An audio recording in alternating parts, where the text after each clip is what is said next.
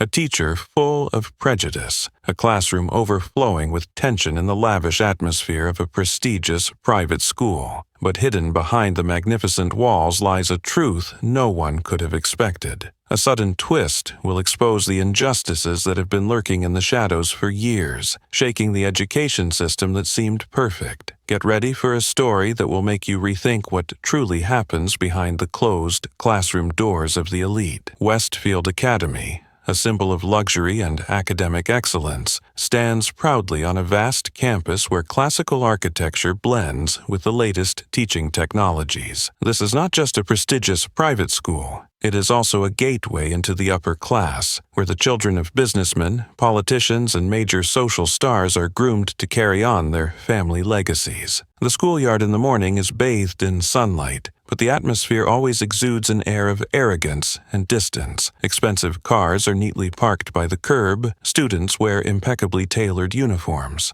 shiny leather shoes, and designer bags. Every step exuding the confidence of those who believe they belong to this world. But this morning, a new figure appears. Michael King.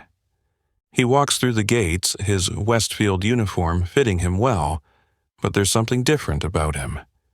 Not because he doesn't belong here, but because his gaze carries a stronger will than the other students. He isn't here to inherit an empire. He's here to create his own path. As Michael steps into the main hallway, eyes begin to turn toward him. Some are curious, some look surprised, but there are also cold, assessing stares. A black boy in a school where most students are white or come from distinguished families. Though no one says it, the difference is so palpable it can be felt. He keeps his calm demeanor, but the way he grips his backpack strap shows he's not as comfortable as he seems. He's familiar with this feeling, the feeling of stepping into a place where no one believes you belong. But Michael is not the type to back down from adversity. The door to classroom 204 opens, Michael's first English class at Westfield. The classroom is spacious with rows of dark wood desks, tall windows letting in the light, creating a scene that's both ancient and modern. On the walls, portraits of great writers like Shakespeare, Hemingway, and Harper Lee are neatly hung as a reminder that here they don't just teach reading and writing, but the essence of literature. Most students are already seated, each in their own place, but as soon as Michael enters, the murmurs die down, replaced by looks of assessment, scrutiny. Some glance over him before turning away, but there are also lingering, cold stares, as if trying to figure out which class Michael belongs to, whether he's someone worth getting to know. At the front of the room stands a woman, arms crossed, her gaze sharp as a freshly honed blade. Miss Roberts. She looks neat but stern, a light gray dress clinging to her body, her hair tied up perfectly, not a strand out of place. But the most noticeable thing about her isn't her appearance. It's her eyes that carry the inherent arrogance of someone who believes they are always right.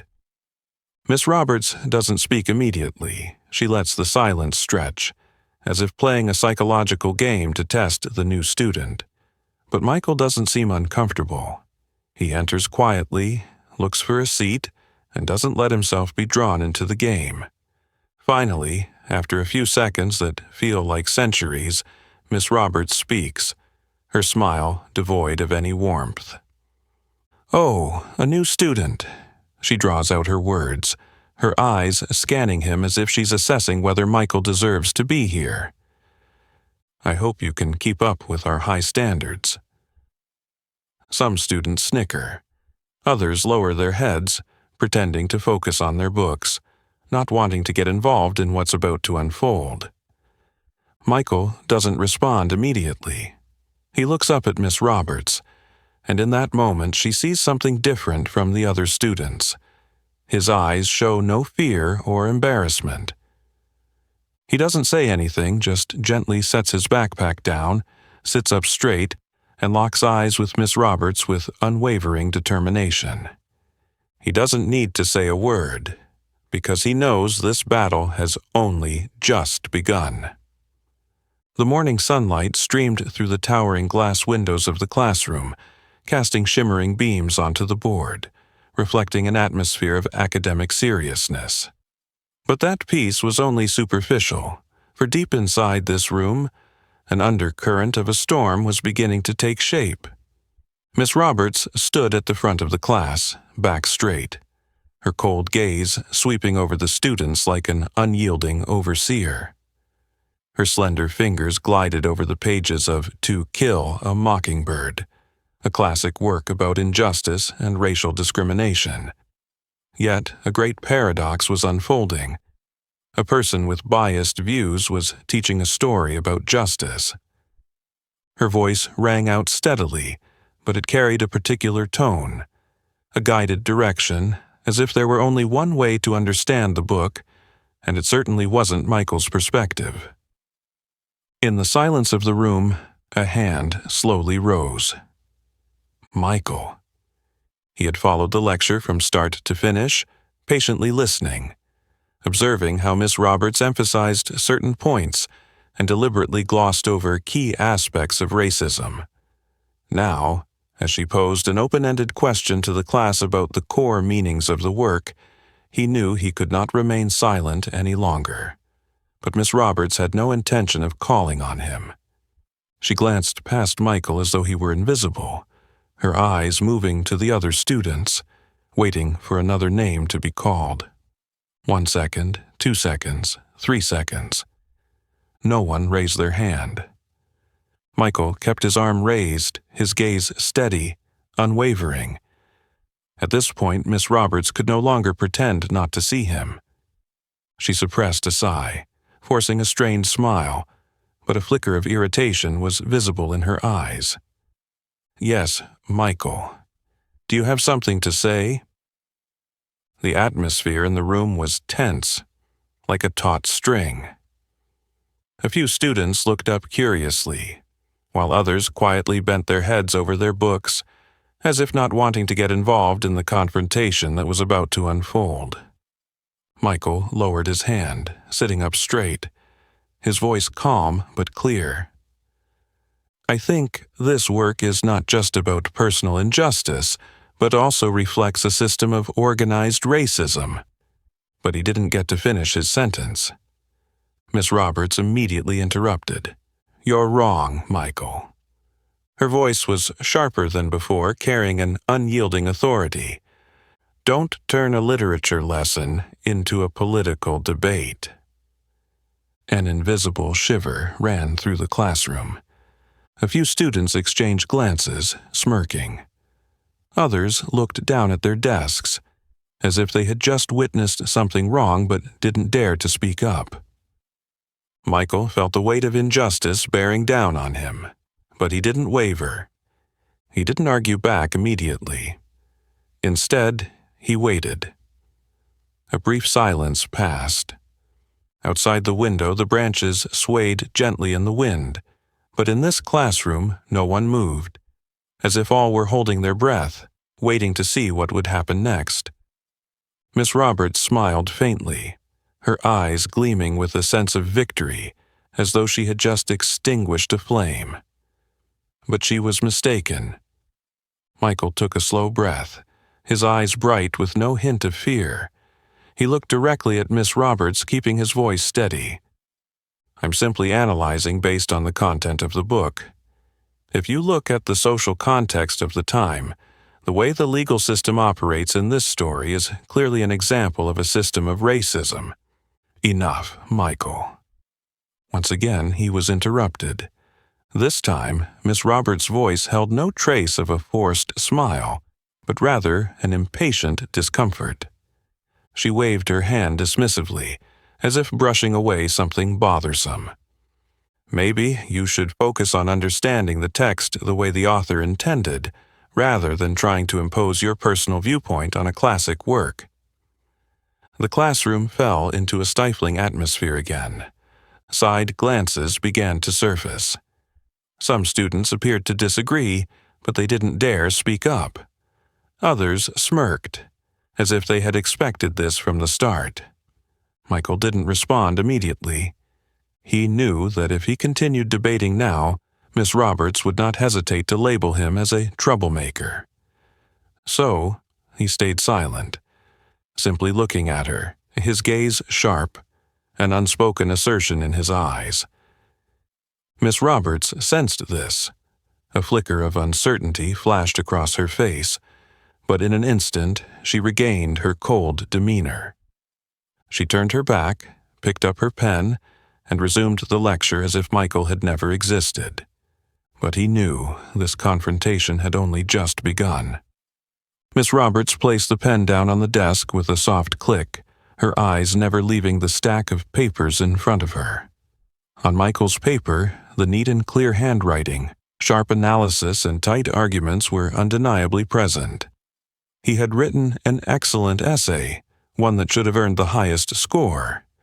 Yet instead, the red pen in Miss Roberts' hand danced aimlessly, leaving crossouts and question marks, as if the paper were full of mistakes. The next morning, when she handed back the tests to the class, Michael looked down at his paper and saw a cold number boldly marked at the top. C+. He frowned. Not because he was arrogant, but because he knew this essay was worth much more. He had spent the entire week researching, cross-referencing sources, even reading scholarly analyses to reinforce his arguments. And yet, he received a C+. Michael looked up, his eyes meeting Miss Roberts. She didn't seem surprised by his reaction. Instead, she smiled. A smile full of meaning, as if daring him to speak up. He clenched the paper in his hand, but kept his voice steady. "Excuse me, may I know where my paper went wrong?" Miss Roberts crossed her arms, tilting her head as if evaluating him. "I've already made comments on your paper, Michael. It seems you're having trouble receiving feedback from your teacher." "Not at all, ma'am." Michael responded calmly, though he could feel his chest tightening. "I just want to understand better what you found lacking." Miss Roberts squinted at him, her gaze piercing as if trying to read his mind, but he didn't look away. "I don't have time to explain everything I've written for you, Michael. If you have an issue with your grade, maybe you should reflect on your approach to the lesson rather than blaming others." The class suddenly became unnervingly quiet. Some students glanced at Michael, their eyes mixed with curiosity and discomfort. They didn't understand what he was facing, but they recognized one thing. Miss Roberts was challenging Michael in a way she didn't with anyone else. Michael knew that if he reacted too strongly, she would use that against him. So he simply nodded, but in his eyes a sharp glint remained. He understood this wasn't just about a test. This was a long battle he would need to prepare himself for. It wasn't just the test. Miss Roberts was doing everything she could to diminish Michael in the class. Every time he raised his hand, she would intentionally ignore him or call on someone else, even if he was the only one volunteering. If she couldn't avoid it, she'd call on him, but immediately criticize the way he expressed himself, asking him to speak more clearly or stay on topic, while other students who were less thorough were still praised. She criticized even the smallest things that wouldn't have been an issue with anyone else. "Michael, sit up straight. Does your old school not have a rule about posture? Your handwriting is quite messy. Try to write more academically. Here, we have higher standards than usual. I'm not sure if you've read the assignment, but this answer doesn't show that you really understand the issue." Michael always remained silent, but each word felt like an invisible blade cutting through him. That day, when they were discussing a passage from a novel, Miss Roberts stood at the front, arms crossed, looking thoughtfully at the class. "I want the class to think about how the protagonist responds to injustice. Now, who can give me an example of how one might face an oppressive system without resorting to violence?" Michael knew the answer, and he knew he could explain it most clearly. Once again, he raised his hand. This time, Miss Roberts couldn't ignore him. But instead of calling on him immediately, she gave him a half smile, then crossed her arms and stared at him. "Michael, you seem very interested in this topic. Perhaps you could share a bit about your educational background.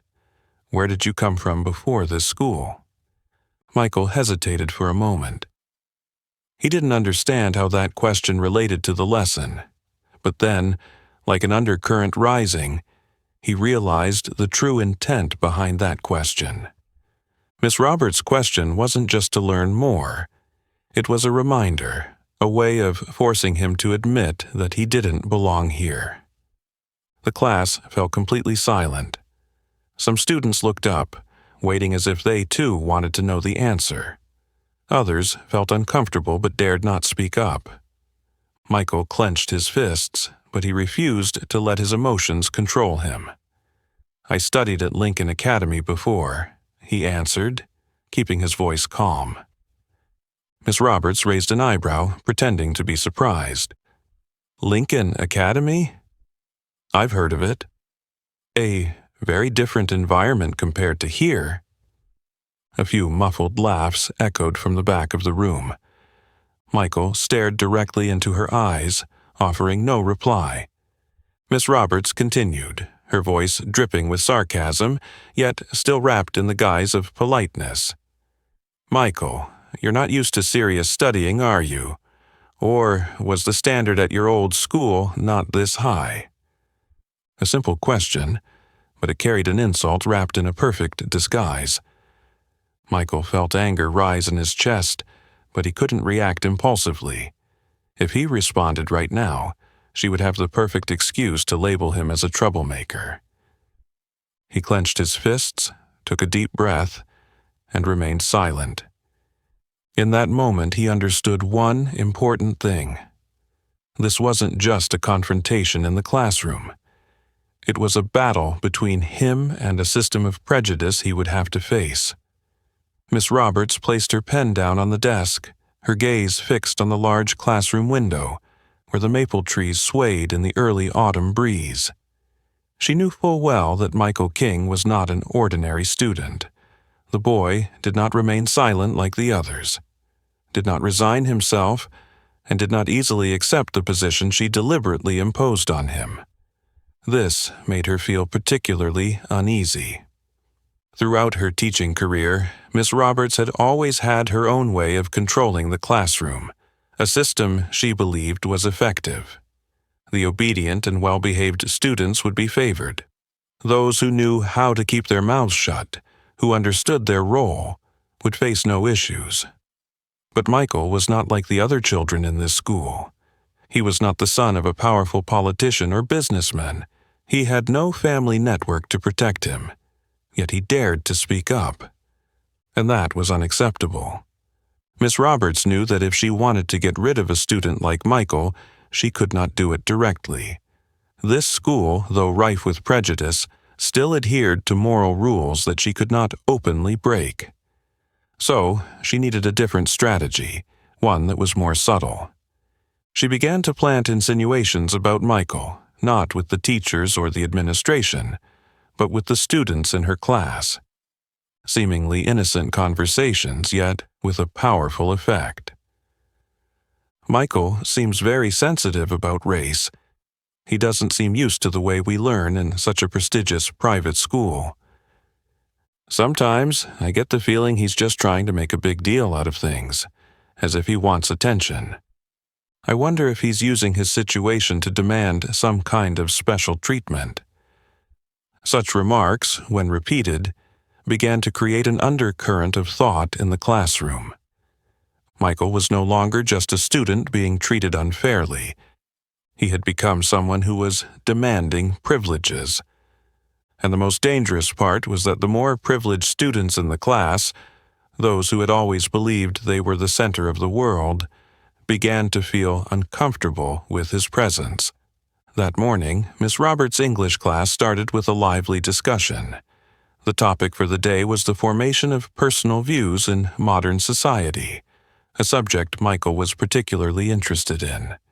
He wasn't afraid to argue, especially when a classmate made a point he felt was weak. "I think your point is somewhat subjective," Michael said, his tone calm but sharp. "If we look at the historical context, we can see—" But he didn't get to finish his sentence. Miss Roberts suddenly let out a soft laugh, a gentle yet provocative sound that immediately drew the class's attention to her. "What's this, Michael?" She tilted her head, her voice dripping with subtle sarcasm. "Are you going to teach us how to think?" Laughter erupted from the class. Michael could feel the shift in the atmosphere. The students who had previously been indifferent to him were now beginning to side with Miss Roberts, even if only subconsciously. They didn't want to stand with someone labeled as the troublemaker. They didn't want to be associated with a student singled out by the teacher. And that was exactly what Miss Roberts intended. He clenched his jaw, said nothing, and didn't argue. If he fought back, things would only get worse. So, he sat quietly, staring directly into Miss Roberts' eyes. Not afraid, not backing down. His gaze burned with a quiet intensity, as if to say that he knew exactly what she was doing, and he would not be easily defeated. But he also knew that this battle was far from over. It had only just begun. Michael left the classroom, walking down the long hallway of Westfield Academy. The afternoon sunlight streamed through the tall windows, casting long streaks of light on the marble floor. He kept a calm appearance, but deep inside, he knew this situation wouldn't end here. Miss Roberts was not the type of person to back down when she had set her sights on someone. She had built an entire system against him, turning him from a student with strong opinions into a troublemaker in the eyes of her colleagues and peers. But what he couldn't predict was that she had devised an even bolder plan, an official parent-teacher meeting to escalate this issue to a whole new level. In the teacher's lounge, Miss Roberts sat on a leather-upholstered wooden chair, her hand holding a thin but powerful piece of paper, the invitation to the parent-teacher meeting. She had thought this through carefully. If Michael continued to be in her class, if he kept challenging authority and causing disruptions, she might run into trouble. But if she could prove that he didn't fit into the environment at Westfield, if she could convince the administration that he was a problem student, she could force him out of this school for good. So, who could help her achieve this goal? His parents. She knew Michael's parents weren't major donors to the school.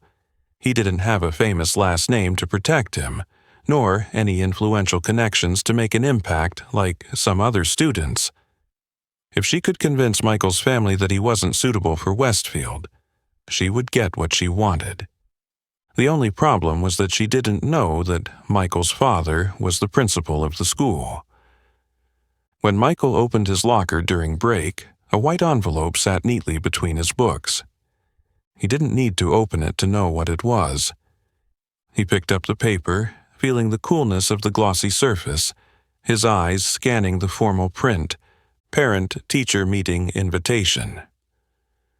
He swallowed a deep breath, slowly opening the envelope.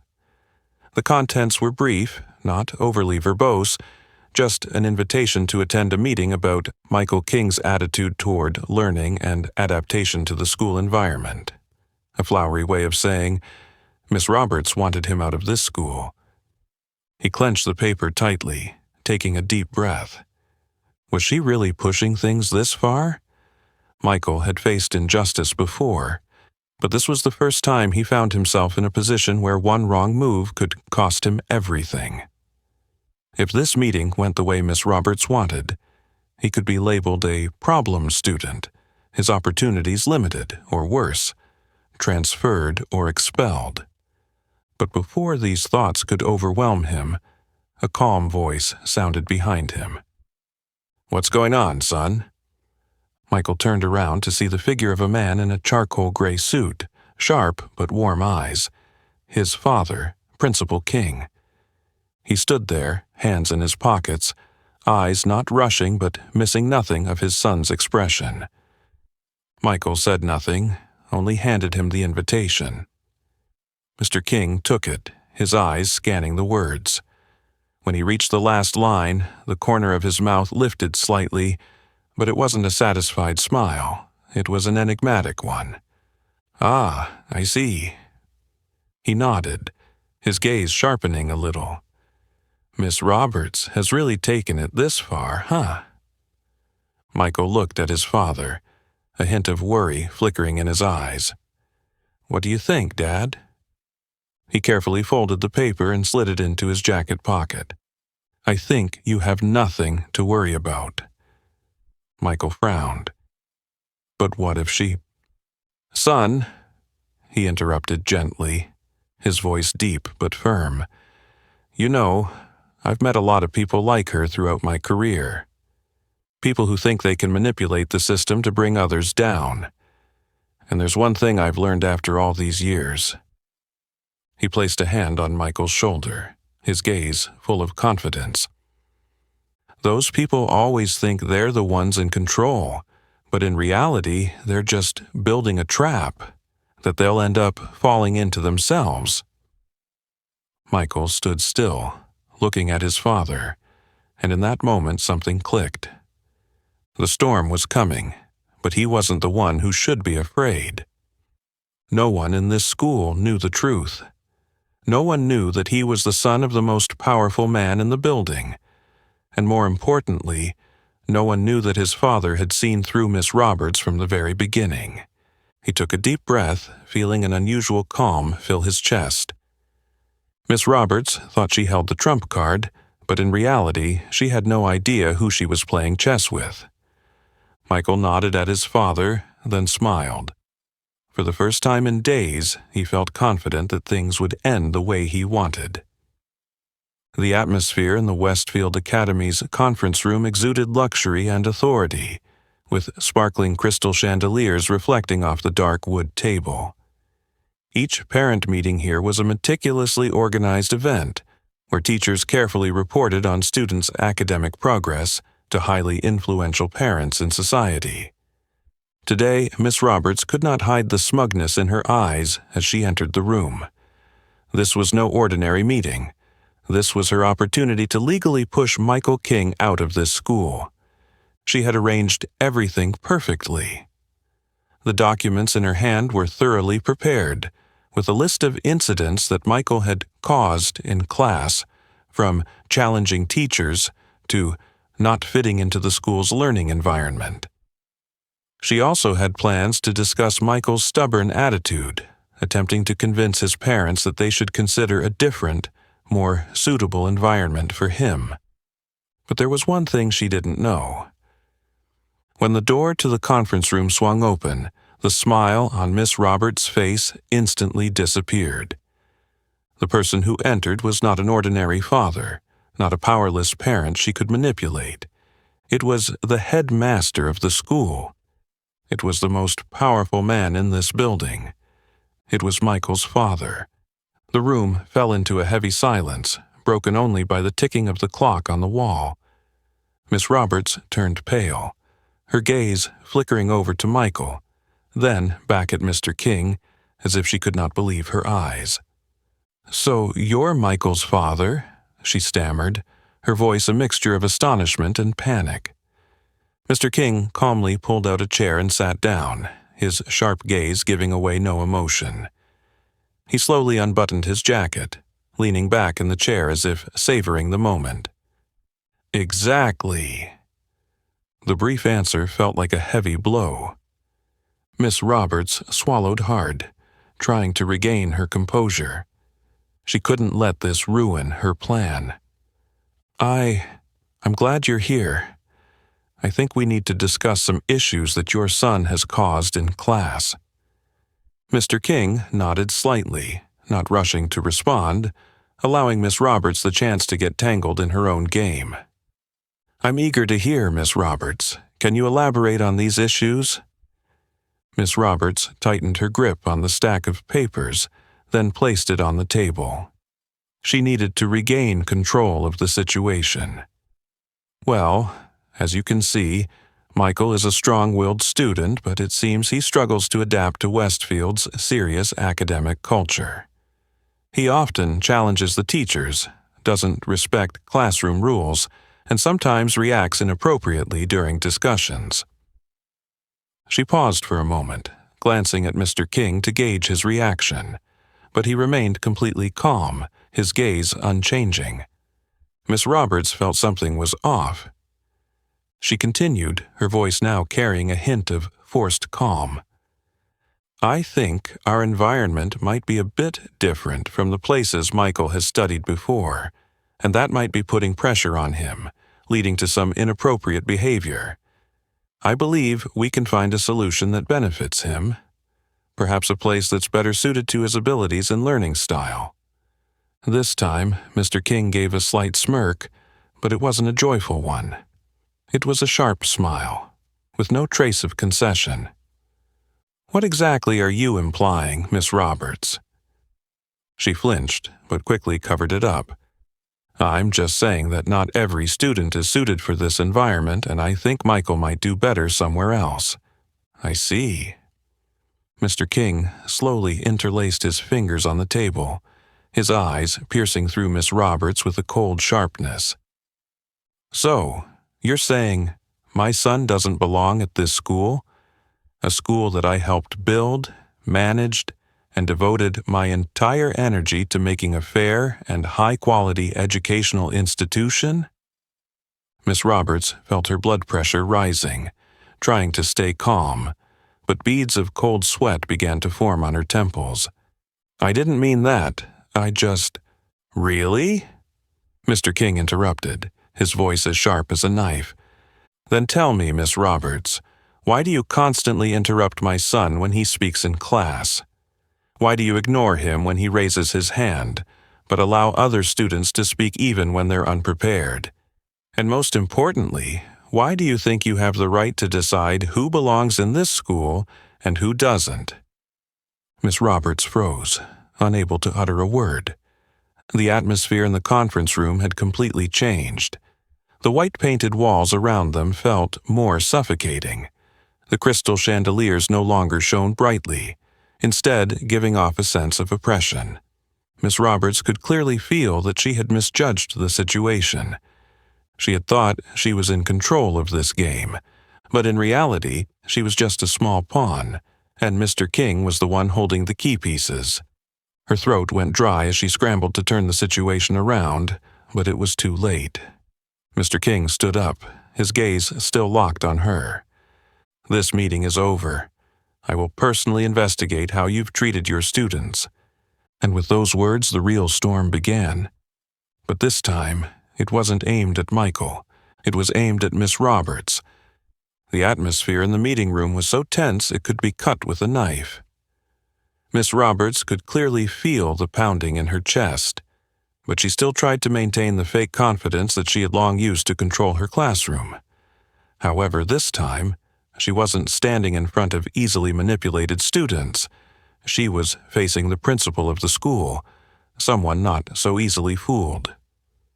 Mr. King sat there, completely composed, but every glance and every word from him was as sharp as a scalpel, slicing through the layers of lies that Miss Roberts had built. Please clarify, Miss Roberts. His voice was steady, not in a rush, but carrying the weight of someone who was far too familiar with these power games.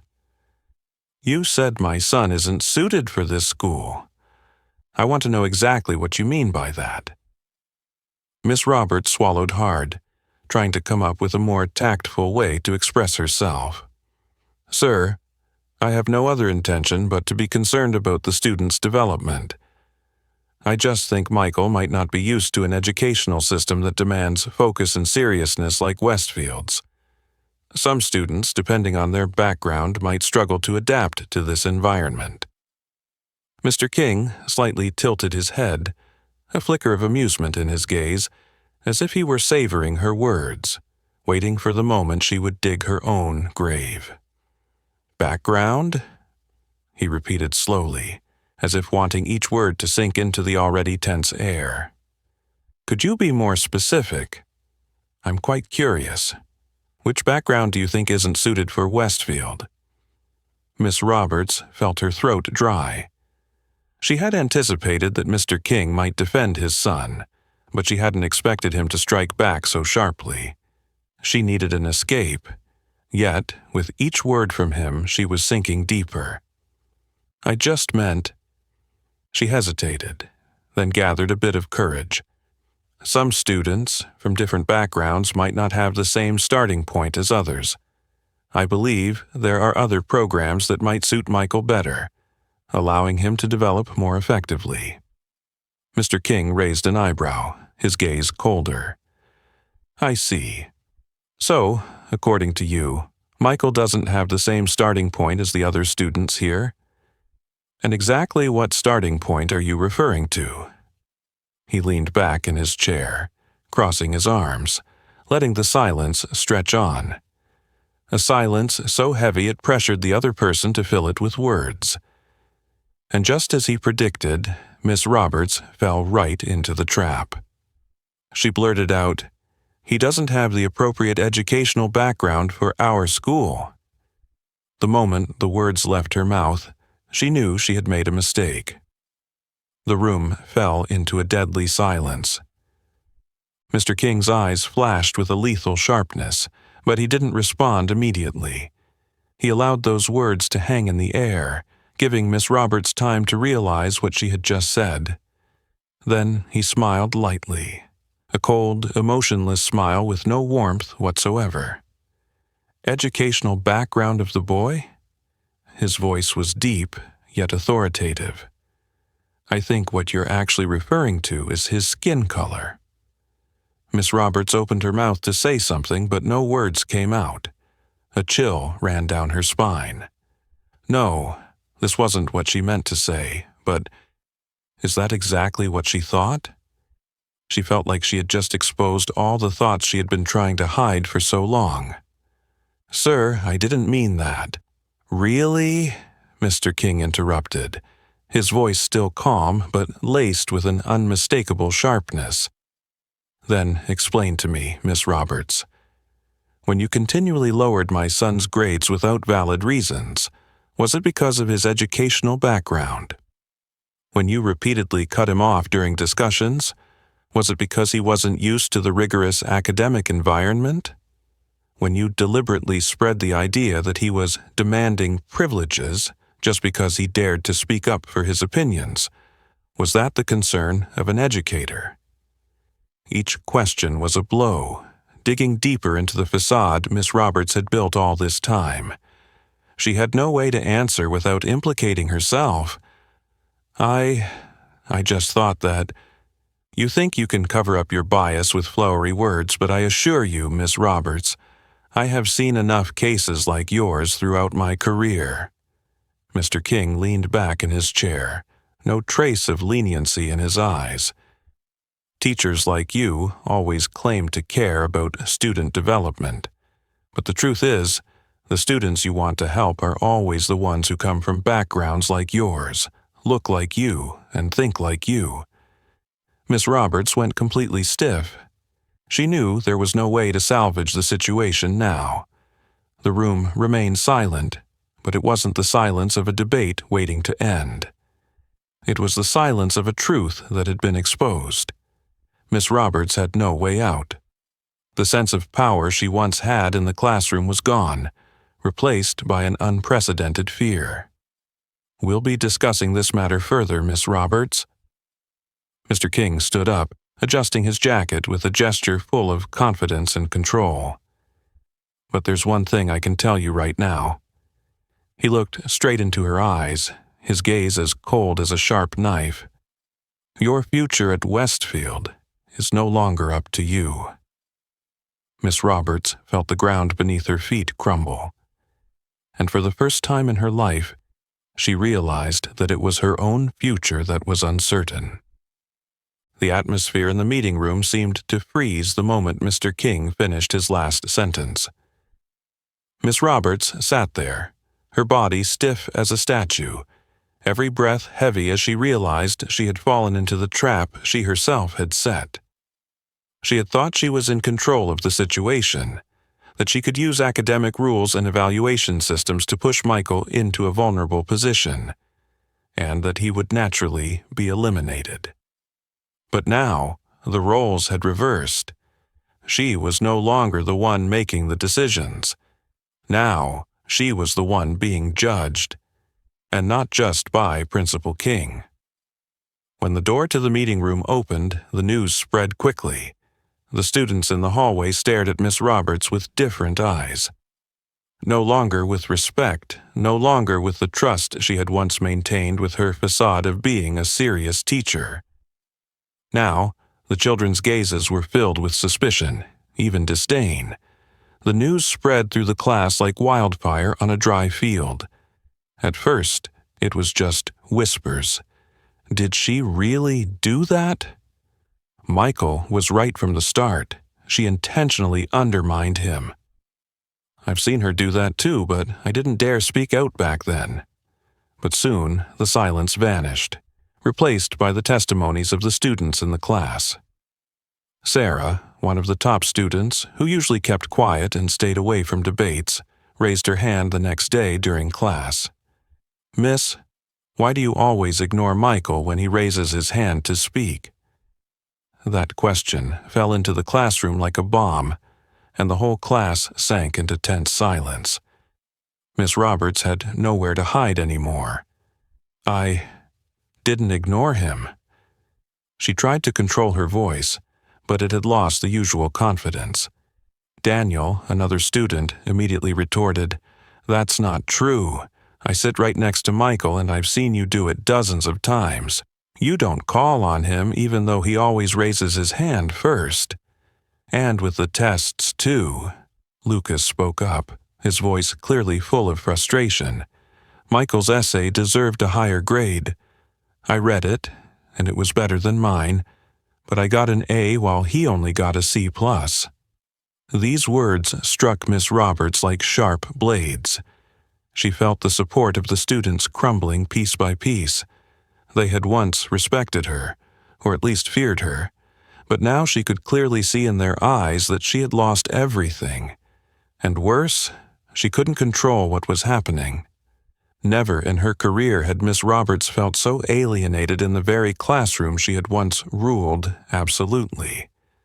She felt the distance. No more nods of approval from the students who used to support her. The gazes no longer held trust. The smiles no longer held respect. Even the students who had once sided with her began to pull away. The children no longer saw her as a respected teacher. She had become a figure of fear, a symbol of injustice, an outcast in her own classroom. But the scariest part wasn't the change in the students' eyes. It was the change in the eyes of the administration. A few days after that stormy parent-teacher meeting, Miss Roberts was called into the principal's office. She had known this day would come eventually, but when she walked into that room and saw Mr. King sitting behind his desk with a folder of documents open before him, she knew it was officially over. "Miss Roberts, we need to talk." Mr. King's voice no longer held any concession. "I've reviewed the complaints regarding your behavior towards your students, and I've spoken with several other students. They all point to one thing. You have failed to perform your duties as a teacher fairly and impartially." "I object." Miss Roberts tensed, her voice no longer calm as usual. "This is just a misunderstanding. Students sometimes have prejudices against teachers when criticized, and I was just doing my job." "Really?" Mr. King tilted his head, his gaze sharp and dangerous. He took a paper from the folder in front of him and pushed it toward her. Then explain why, over the past 3 years, Miss Roberts froze, her lips moving but no words coming out. "Explain why many former students from your class have reported that they were treated with favoritism and unfairness, especially those who don't come from upper-class families." The silence stretched on like a preordained sentence. Miss Roberts couldn't defend herself anymore. She couldn't escape the trap she had set for herself. "Miss Roberts," Mr. King slowly stood up, his eyes filled with authority. "You think you have the right to judge which students deserve what, but in reality, you are the one who doesn't deserve to be in this school. You are immediately suspended from duty. The school board will make the final decision regarding your future at Westfield." And at that very moment, Miss Roberts' career officially collapsed. She was no longer the one in control. She had become the one on trial. Miss Roberts sat motionless in the principal's office, her vacant eyes staring at the open file in front of her. Her entire teaching career was on the brink of collapse, and for the first time, she clearly felt a truth she had never considered before. She no longer had any power. Outside the office door, footsteps echoed down the hallway. The entire Westfield school knew about the investigation. The students who had once feared her bias now watched every development, not with smugness but with a cold, indifferent observation, a silent judgment without words. A meeting was immediately called, attended by the most powerful figures in the school. Principal King sat at the center with well-prepared files in front of him.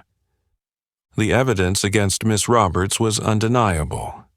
Not only were there complaints from students, but also statistical data about grades, internal emails, and conversations revealing a long history of discrimination, something no one had dared to speak up about until Michael King stepped forward.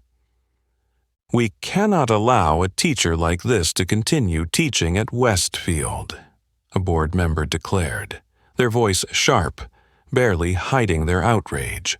"Furthermore, we need to reevaluate the entire teacher evaluation process to ensure this never happens again."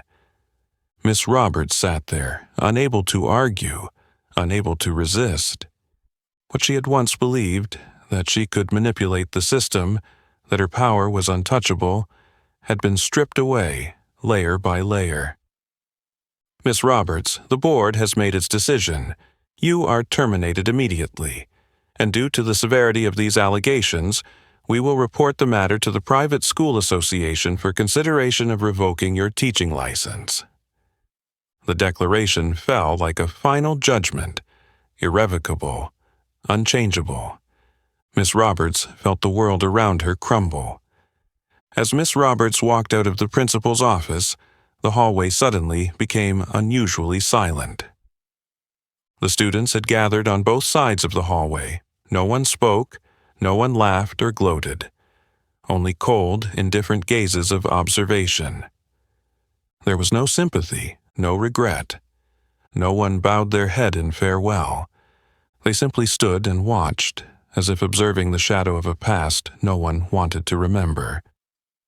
Miss Roberts clutched the box containing her personal items, uncorrected tests, textbooks, a few old photographs, things that had once symbolized her absolute control in the classroom, now just broken remnants of a career that had come to an end.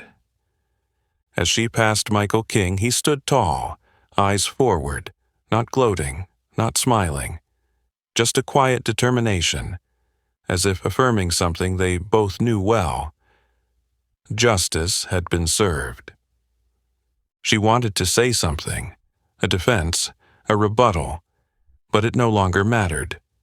All she could do was walk away, leaving Westfield Academy, the place she had once thought would be her kingdom. But it turned out it was merely the place that witnessed her downfall.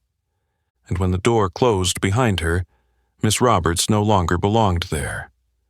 Westfield had never been a place for the weak. It was a prestigious private school where every student carried the pride of powerful families. Everything here was built to serve those already at the top, so they could continue to rise without being hindered by the trivial constraints of the outside world. For a long time, Miss Roberts was a perfect part of that system. She had taught here for years, long enough to understand how the place operated, and skillful enough to keep herself standing firm without anyone being able to touch her. Her decisions had never been challenged, her biases never exposed, because no one had the courage or the power to do so. But now, everything had changed. When Miss Roberts walked out of the school gates for the last time, no student waved goodbye, and no colleague expressed regret. They simply watched her figure fade away down the tree-lined path, as if bidding farewell to a ghost of the past. But her departure wasn't just the end of a person. It was the collapse of a system that had existed in silence for far too long. Everything that had been hidden was now exposed, and Westfield was forced to change. Just 1 week later, an emergency meeting was held in the school's grand hall. The entire administration, faculty, and students were present. No one knew exactly what would be discussed, but everyone understood this was no longer a small scandal to be forgotten like the ones before. This event had struck at the very root of the issues Westfield had always avoided. When Principal King stepped up to the podium, his gaze swept across the room, lingering briefly on the faces of the students watching every word he said. "What has happened recently is a wake-up call for all of us," he said, his voice resonating through the room, every word echoing. "Westfield has always prided itself on being one of the top schools, but do we truly deserve that reputation if we continue to tolerate injustice right here in our own school?" No one answered, but the silence said it all. "This isn't just about one teacher," he continued. "This is about a system that allowed such behaviors to exist without challenge. This is about the silence we've maintained for too long, about how we've let students like Michael King fight against something that should never have existed at Westfield." When that name was mentioned, all eyes turned to Michael, but he didn't lower his head. He sat up straight, looking up at the principal, his eyes as determined as when he faced Miss Roberts in class. "We need change," Mr. King concluded, "and we will change." Reform measures were implemented that very day. First, all teachers would undergo training on educational equity, where they would learn to recognize and eliminate unconscious biases in teaching. No more excuses like, "I didn't mean to," or "I'm just doing it my way."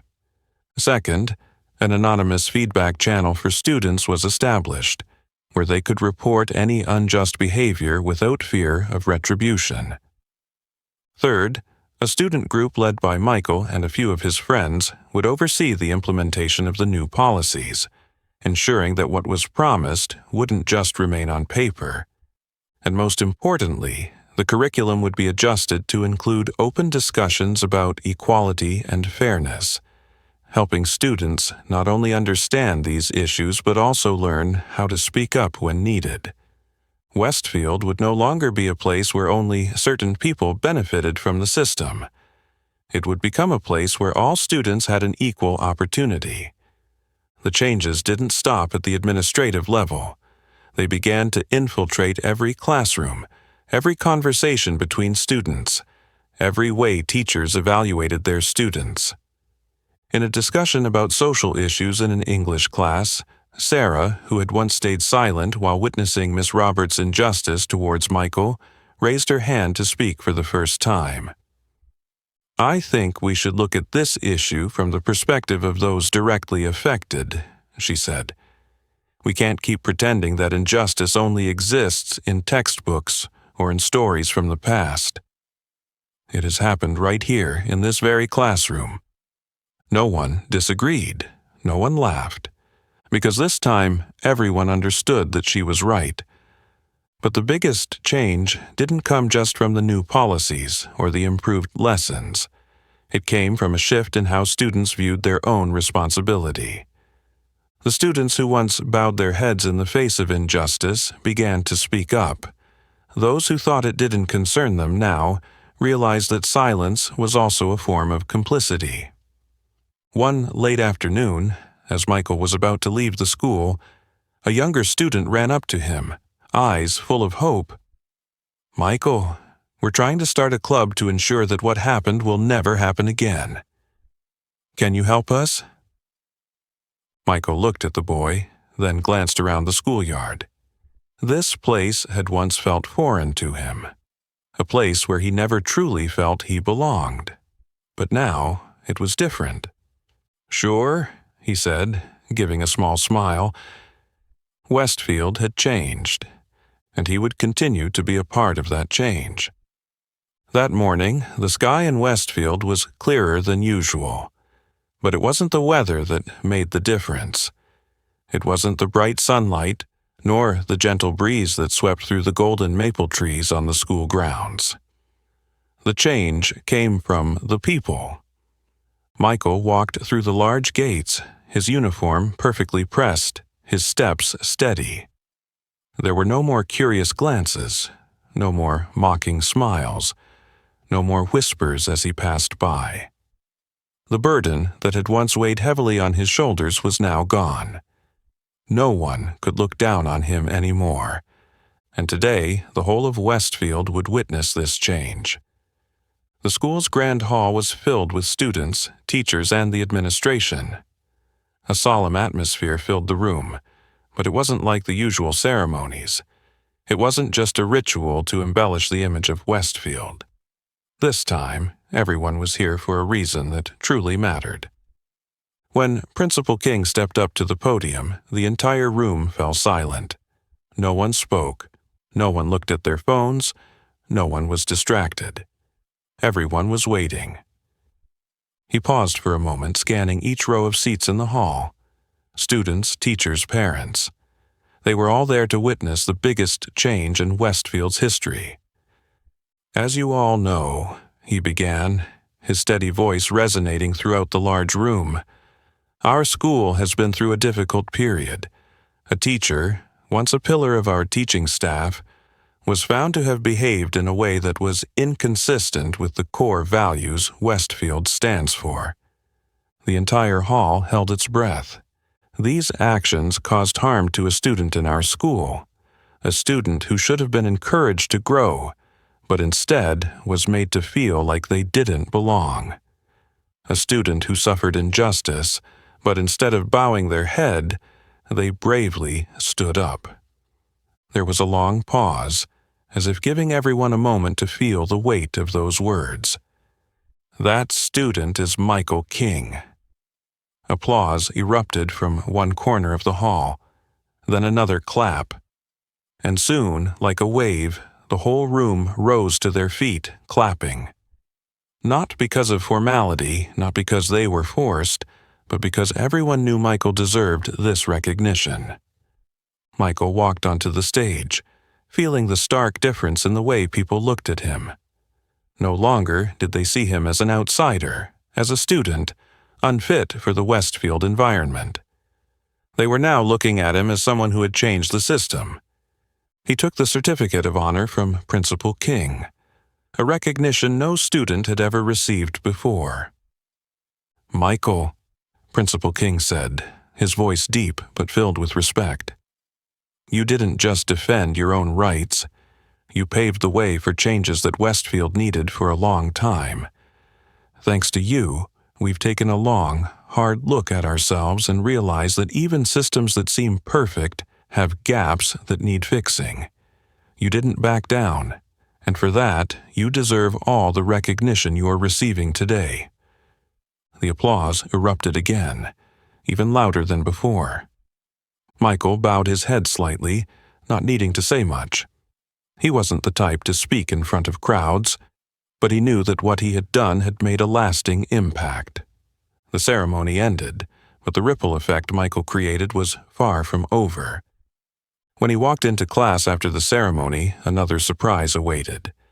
The entire class stood up, and for the first time, all the students clapped as he entered. It wasn't the applause of pity, nor of exaggeration. It was the applause of recognition. "Welcome home, Michael," a voice called from the back of the room. He stopped and looked around the room once again. He had once felt isolated in this very classroom. He had been ignored, considered unfit.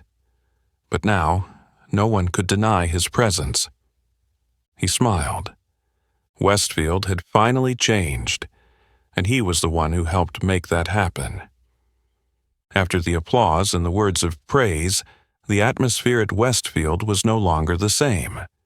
A change had occurred, not only in Michael, but throughout the entire school. What had once been hidden, what had once been overlooked, could no longer be ignored. Conversations that no one dared to have before began to surface in the hallways, in classrooms, and even during lunch in the cafeteria. Students were not just talking about Miss Roberts and her downfall, but they were also discussing the system that had allowed her to exist for so long. A question was raised. How many other students had gone through what Michael had endured, but had never had the chance to speak up? And more importantly, how could they ensure that this never happens again? Just a week after the ceremony honoring Michael, a group of students gathered together and proposed a new initiative, Westfield's Multicultural Club. At first, it was just a simple idea among a small group of students concerned with educational fairness. But within a few days, it turned into a large movement. Students from all backgrounds and walks of life joined in, not just those who had been affected by injustice, but also those who wanted to change their own way of thinking. They set a clear goal: to create a safe space for all students, a place where anyone could share their story without fear of judgment or ridicule. To hold open discussions, where teachers and students could talk about sensitive issues that had never been seriously discussed before. To monitor the school's policies, to ensure that what was promised would truly be carried out. And Michael, though he had never imagined he would lead a movement, became one of the leaders of the group. He was no longer just speaking up for himself. He was speaking up for those who didn't have the chance to do so. A strange thing began to happen at Westfield. The students who had once mocked Michael, those who had sided with Miss Roberts, began to change. At first, they simply became silent, avoiding him when they passed in the hallway, no longer making the mocking comments they once did. But gradually, some of them began to approach him, with an obvious sense of confusion on their faces. One day, during lunch, Ethan, one of the students who had once supported Miss Roberts, quietly walked up to where Michael was sitting in the library. He stood there for a long while, as if struggling with himself before speaking. "I want to talk." Michael looked up, his expression calm but not hostile. "What about?" Ethan took a deep breath, his hands intertwined on the table, his eyes showing clear signs of discomfort. "I was wrong," he said, his voice low but sincere. I believed what Miss Roberts said about you. I thought you were just exaggerating, that you were just trying to get attention. But I've seen what really happened. I've heard what others said, and I understand that I was wrong." Michael quietly watched him. This wasn't something he had expected, but it was also something he couldn't turn away from. "You realize it now, and it's not too late," he said slowly. "But I don't need an apology for myself. If you truly want to change, come join us. Help us build a better Westfield." Ethan hadn't expected that answer, but in that moment he understood that Michael wasn't looking for revenge. He was looking for a solution. "I'll do that." Ethan nodded, for the first time with genuine sincerity. Westfield had changed. The meetings of the Multicultural Club were no longer just small conversations among a few students. They became an open forum where hundreds of students joined in to discuss. Teachers began attending, not to control, but to listen. Some teachers even publicly acknowledged that they had held biases they hadn't realized before. The lesson on To Kill a Mockingbird was no longer confined to a rigid perspective. It became a lively discussion on racism, both in the past and present, on injustice, not just in books, but within the education system itself. Michael was no longer the isolated boy in the classroom. He had become a part of something bigger than himself. He had proven that one person can make a difference, and this time, no one doubted it. Michael stood silently on the balcony of the main building, looking down at the Westfield campus shaded by maple trees.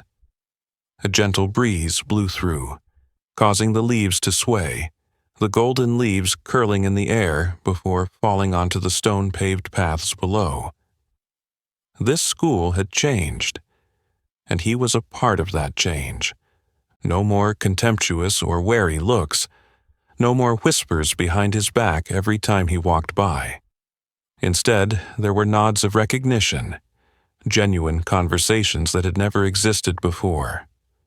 Westfield used to be a place he felt alienated from, but now it was becoming a place he could truly call home. Standing here alone. A calm voice spoke from behind, pulling Michael from his thoughts. He turned around to find the figure of the most powerful man in the school, the one who had always stood by him throughout the years, Principal King, his father. The man stepped forward, standing beside his son, his gaze fixed on the scene before them. But instead of looking at the trees or buildings, he looked at the people, the students talking, laughing, the teachers exchanging ideas with a newfound freedom. "It looks so different, doesn't it?" He spoke softly, yet with profound meaning. Michael nodded. "A lot different. I never thought Westfield could change this fast." Mr. King smiled. "That's because you've never seen the true power of a truth being revealed. When someone is brave enough to speak what others have always intentionally ignored, it sparks changes we can't even predict."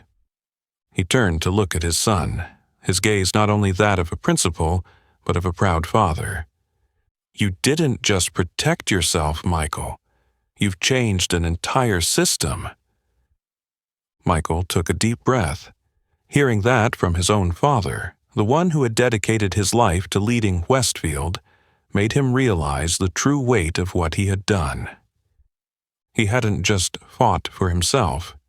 He had paved a new path for the students to come so they wouldn't have to endure what he had. He had helped change a system that seemed unchangeable. And most importantly, he had proven that the voice of one person could make a difference. Michael looked up at his father, a proud smile briefly appearing on his face.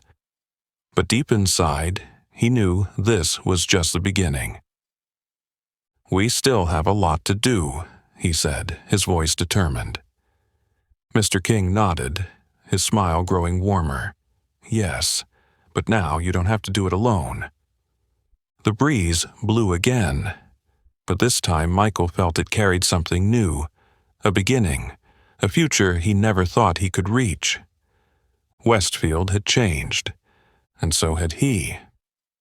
Michael walked down the long hallway of Westfield Academy, once a foreign world, a place where he felt he didn't belong. But today, as his footsteps echoed on the marble floors, and the morning light streamed through the large windows, everything had changed. The looks directed at him were no longer filled with doubt or wariness. There were no more indifferent stares, no more whispers behind his back. He was no longer an outsider. For the first time, Michael truly felt recognized. Students passing by nodded at him, some smiling lightly, while others stopped to say a few short yet meaningful words. "Thank you, Michael. Because of you, everything has changed. I never thought Westfield could be better, but you proved me wrong." He didn't need to say much. He simply smiled, not out of pride, but because he knew he had done something truly meaningful. Westfield was no longer just a place for a select group of students. It was no longer a place where someone like him had to work twice as hard just to be treated fairly. It was no longer a place where the voices of minority students were ignored or stifled. For the first time in its history, Westfield had truly become a place where every student had a voice. At the edge of the campus, the Multicultural Club had just finished a meeting. Students were exiting, engaged in lively conversations, discussing upcoming events and ideas to continue the momentum of change.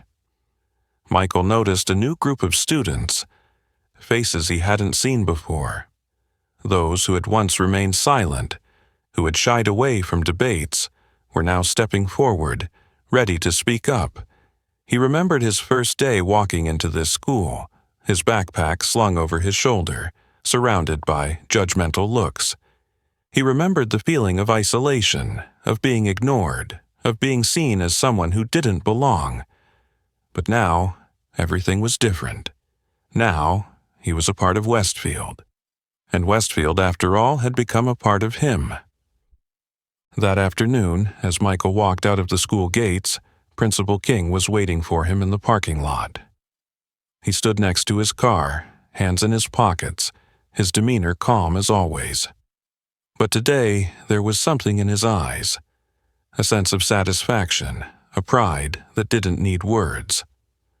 Michael approached, standing beside his father, looking at the school gates once more. The Westfield building hadn't changed, but its soul had. "Do you regret it?" Mr. King asked, his voice steady but laced with genuine concern. Michael didn't need to think long. "No," he replied firmly. "If I had to do it again, I'd do the same." Mr. King nodded, a slight smile tugging at his lips. "Then you understand." He understood that change never comes easily. He understood that fighting for fairness is not just a moment, but a journey. He understood that only when someone has the courage to stand up, can others find the strength to follow. Michael took a deep breath, feeling the cool air fill his lungs. He knew he was just getting started. There was still so much injustice in the world. So many places like Westfield once was, where students like him were ignored, disrespected. But now, he knew what he could do. He had learned that one voice could create a wave. And if he could do that at Westfield, he could do it anywhere. He turned to his father, his eyes shining with new resolve. "Let's go home," he said. But in his heart, he knew this wasn't the end. It was just the beginning of a longer journey. A journey toward a future where fairness is no longer a privilege, but a given. And this is the story of Michael King, a student who not only stood up for himself, but changed an entire system that seemed immovable.